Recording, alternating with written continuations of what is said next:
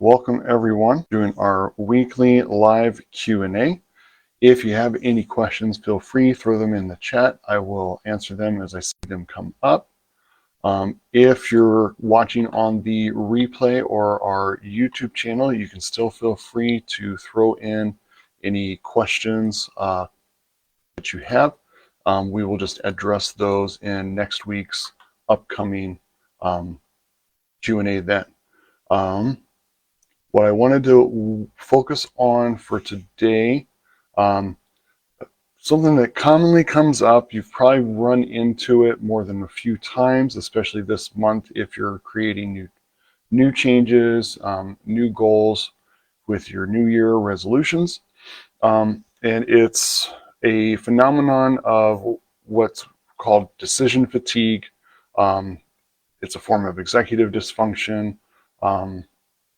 Couple other terms and things in relation to it, but when this really shows up is at night.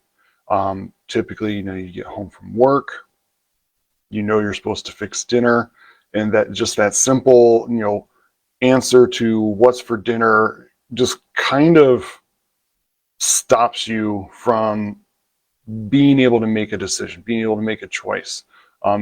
Even though it seems like it's something really simple, like I should be able to identify what are we having for dinner, what are we fixing for dinner, what am I getting for dinner, and our brain just kind of becomes numb and it's not able to process to a final decision, and especially not a decision that is in line with our goals, is what happens more often than not.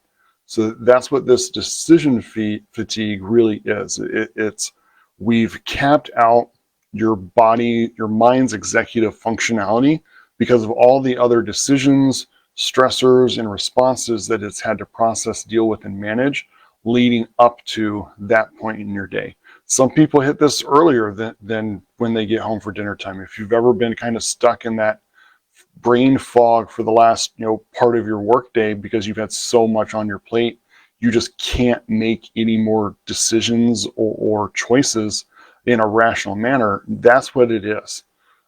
So part of being in position to be more successful with your health goals, your healthier choices, especially after a long, hard work day, is we have to look at ways that we can minimize how many decisions do you have to make in a day. And that's really the big challenge. If you're having to choose and think about every little action that you go through with your day, that's one more decision taken away from what you can handle later in the day.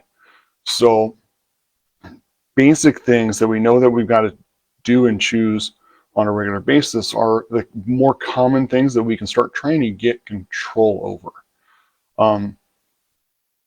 Things like, what am I wearing for the day, your route to work, what am I eating for breakfast, what am I eating for lunch, snacks, the little things that are common day to day that we have to make a decision. The more that we can make these just kind of automatic and habitual and not something where we have to sit there, think, choose, and decide what the answer is going to be, the more bandwidth we have for other decisions later in the day.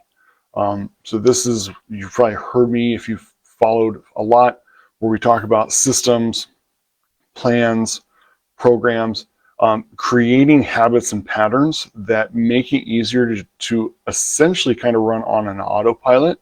So you're not having to think about a lot of these decisions on a day-to-day basis. So having a few go-to breakfast options that you don't have to think about in the morning, a few go-to lunches that are repeatable, they're still satisfying, but there's not a lot of thought that has to go into it. If you do want snacks during your day, have them planned and thought out rather than things that you have to kind of go think about and find. Will help mitigate some of that decision-making bandwidth, so you have more to work with later in the day. in response, in aspects of, at the end of the day, having a plan for your meals for the week, whether it be true full prepping or not. Just having a thought out of, Monday's this meal, Tuesday's this meal, Wednesday's this meal, and so on. Having that plan and having done your shopping to support these plans, so everything's there before you're in the moment having to make a decision. Now it's not, oh, I need to fix dinner. What are we going to have? What's available? Do I have the ingredients for this? It's Taco Tuesday. I'm making, beef tacos. I've got the seasonings here, the meats here, and whatever ingredients that I'm choosing to have in support of that, whether you're having actual bread, tortilla tacos, maybe you're doing it on a salad because you're trying to manage calories in a different way. Whatever is needed for that meal is already there. It's not this constant going to the kitchen. What is available? What can I make? Where are my ingredients? Oh, we're missing this one. Now I got to figure out something else. Putting the plan, putting the action in so it's more automatic. So you've got everything you need for your breakfasts already. And people talk about variety. It can be a good thing, but sometimes it can create an overwhelm in respect to, if every morning I have to get up and figure out what I'm having for breakfast, what I'm having for lunch, I have to figure out snacks at some point during the day, and then now I have to figure out dinner. Those are decisions that energy could be put into other things, making your day run smoother, being more mindful by the time you get out of work because you haven't had to sit and think about your breakfast, lunch, and snacks. So making that decision for dinner is easier, but just pre-planning, setting yourself up for success in the sense that these are my breakfasts for the week, these are my lunches for the week, this is dinner for the week. You've done your shopping, so everything is available to follow through with that plan. So it's no longer this constant go to the kitchen, think about what's available, think about what you're in the mood for, and then think about whether or not you want to fix it. It's just, Monday's breakfast is this, my lunch is this, family dinner for Monday is this. Same thing Tuesday, breakfast is this, lunch is this, family dinner is this. It becomes easier to just kind of follow through. Again, the more that you can make some of these daily tasks more automatic rather than having to take that mental bandwidth to really think about, well, do I want this? Do I want that? What I'm in the mood for? All of that is mental energy that we have to draw from. And if you're drawing from it for these tasks, it's not going to be there for your other needs, whether it be work, dealing with family, trying to wrangle all the kids in the evening to get them on task for homework, baths, showers, practices, whatever. The more that you can minimize wasted mental energy on these day-to-day tasks, make them more automatic, they'll become less emotionally triggered. So we're not creating traps for us of having emotional responses when we're trying to choose our breakfast, our lunch, or our dinner, and getting caught in the trap of going for comfort food and foods that kind of create more of a dopamine release to help the stress that we've been dealing with. They're just automatic. We're not making the wrong choices because we're making emotional choices rather than rational choices with these meals. It just sets us up for better success. It makes other aspects of your day easier to run. And in aspects of having that plan, it can become much easier, not just for you, but if you've got other members of the household. There's no more guessing. It's knowing like, oh, this is what's for dinner. We already know what it is. Your partner, your kids, whoever is old enough to work in the kitchen, they don't necessarily have to wait for you to come home to make it. They know, oh, this is what's for dinner, and they can start assembling it. There's no like, well, I don't know what they want for dinner. I don't know what they're going to be in the mood for. Everyone's on the same page.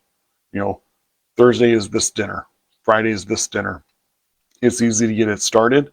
And that way, if you're the last one home, it's not waiting for you. waiting for you to make the decision, sometimes maybe waiting for you to make the meal on top of that. And, just that much more stress that has to be dealt with. If everyone's on the same page of these are the dinners for the week, others can participate and assist now that they know what the plan is. You've made sure everything's available to support that plan. And now it's just about follow through. Monday is this dinner. The ingredients are already in the pantry in the fridge. Start making it. Tuesday's this dinner, and so on. It's easier to follow through with it when you've done the planning, you've done the actions. So be mindful of that. Sometimes a little bit of mental investment on the weekends goes a long way in making your week more calm, less stressful, less mentally taxing, so we can enjoy more of it. It's a lot easier to enjoy dinner with family when you haven't completely smashed your mental control trying to figure out what is for dinner after an entire day full of stress that you're dealing with.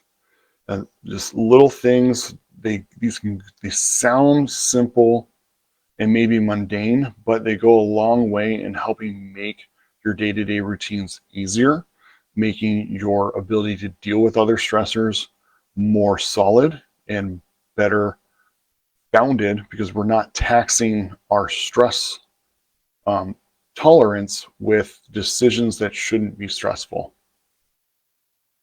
Just a few things to think about. I hope that makes sense. If you do have other questions, comments, throw them in the chat. If it's something that you feel, hey, this is happening to me a lot, and maybe you need some assistance in kind of creating a plan of action, message us, give me a call or a text. We can set up a time, go through what you're dealing with, what the challenges and obstacles have been, and create an action plan for you to start seeing better success in this realm of things, so that last decision of the day isn't a decision that sets you up for failure or sets you up with a roadblock in actually seeing your goals be accomplished.